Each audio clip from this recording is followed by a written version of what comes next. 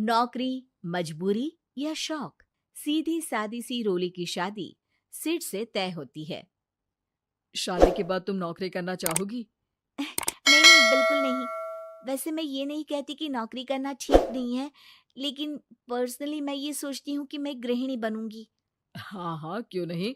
गृहिणी बनना भी आसान नहीं है। एक सफल परिवार चलाना किसी देश को चलाने जितना ही कठिन है। रोली को सिड का साथ और बात दोनों अच्छी लगती है, और फिर वो दिन भी आ जाता है जब दोनों की शादी हो जाती है। शादी के बाद ये क्या, सारा दिन किचन कपड़े और चार दीवारों के आगे पीछे घूमती रहती है।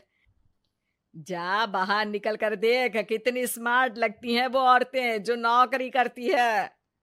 हाँ, अच्छी तो लगती है सासू माँ, लेकिन मैं नौकरी नहीं कर सकती। मेरा मन घर के कामों में ही लगता है। अरे मेरी बेटी तो कमाती है, अपने को फिट भी रखती है और सास को भी खूब शॉपिंग करवाती है। अच्छी बात है ना सासू माँ। मैं तो जो है उसी में संतोष मान लेती हूँ।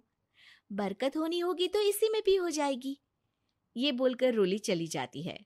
एक दिन सास की सहेली घर आती है, जहाँ रोली उन्हें चाय के साथ कई तरह के पकवान बनाकर खिलाती है। अरे वाह, तेरी बहू तो बहुत गुणी है। कितना सब बनाकर ले आई। मेरी वाली तो ऑफिस से आकर 2 रोटी ही सेक दे तो समझो एहसान कर दिया। अरे ऐसा ना बोल। तेरे घर में 2 कार, 4 मंजिला मकान, और तेरे लिए जो वो अपने पैसे से साड़ी लाती है वो भी तो कितनी कीमती होती है।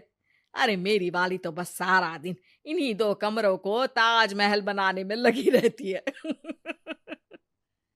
सहेली चली जाती है। कुछ समय बाद रोली को एक सुंदर सी बेटी होती है।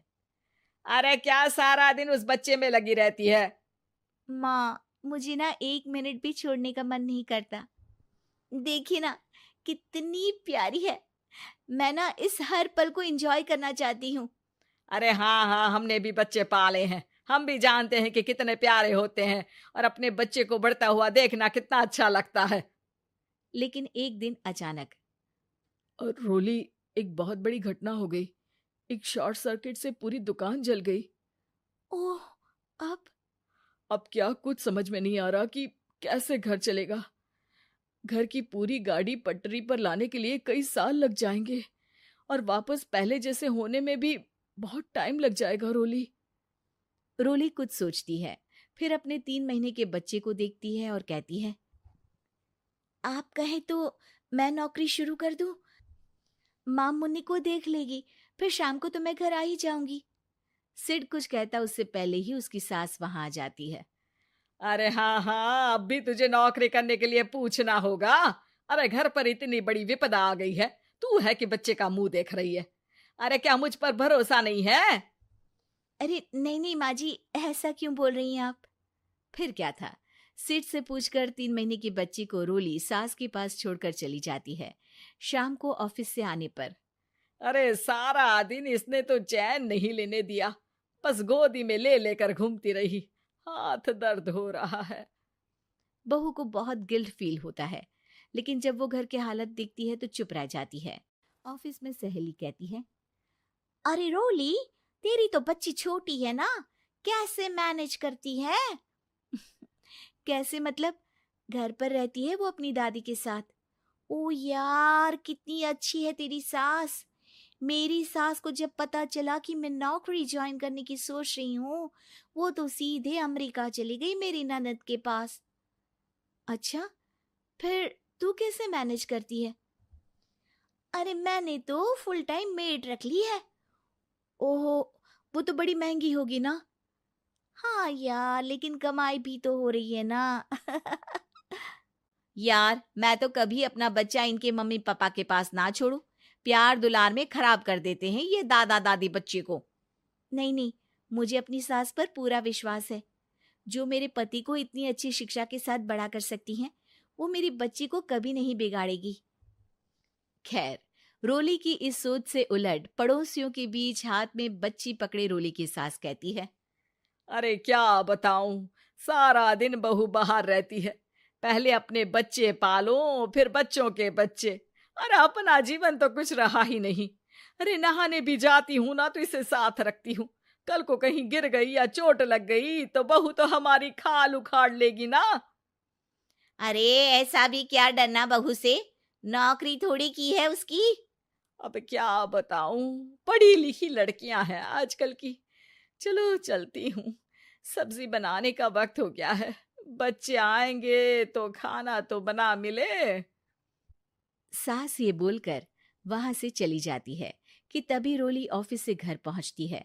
बाहर पड़ोसियों को देखकर, नमस्ते आंटी जी, कैसी हैं आप? अरे बहुत अच्छी हूँ, लेकिन तेरी किस्मत तो सबसे अच्छी है। क्या सास पाई है, मोती दान किए होंगे तूने। तेरा बच्चा भी देखती है, खाना भी बनाती है। बेचारी बहुत काम करती है तेरी सास। हाँ आंटी, सही बोल रही हैं आप। अब ऑफिस भी दूर है तो आने जाने में वक्त चला जाता है। खैर चलती हूँ। हाँ हाँ बेटा जाओ, गर्मा गर्म खाना खाओ। रोली घर आती है, जहां सास एक बार फिर छोटी सी मुन्नी की शरारतें गिनाने में लग जाती है। अरे आज तो इसकी वजह से मुझे 2 बार कपड़े बदलने पड़े। बार बार पानी गिरा दे रही थी। दोपहर में थोड़ा सोचा कि आराम कर लूं तो दूध के लिए रोने लगी। हाय, मैं तो परेशान ही हो गई। रोली को सास की बात अब कुछ अजीब लगती है, पर वो जल्दी से कपड़े बदलकर किचन में जाकर रोटियां बनाने लगती है। सारा महीना काम करने के बाद रोली को सैलरी मिलती है। वो पैसे लेकर सीधे सास के पास जाती है। माँ जी, ये मेरी सैलरी। आपने हर कदम में इस घर का साथ दिया। मैं नौकरी करने के पक्ष में नहीं थी। मैं तो अपने बच्चे को बढ़ता देखना चाहती थी। मैं थोड़े में भी खुशी थी। कभी मैंने आपको किचन में पैर नहीं रखने दिया था। घर की मुसीबत नहीं आती तो मैं कभी इन जिम्मेदारियों को आप पर पड़ने नहीं देती। अब सास समझ चुकी थी कि उसकी गलती कहाँ है। हाथ में पैसे देखकर कहती है, मैं पढ़ी लिखी नहीं थी तो पति ने भी कभी पैसे हाथ में नहीं रखे। बेटे ने भी गल्ला संभाला, लेकिन तूने मुझे समझा। ये मेरा सम्मान है कि एक बहू होकर तूने पूरी सैलरी मेरे हाथ में रखी बेटा।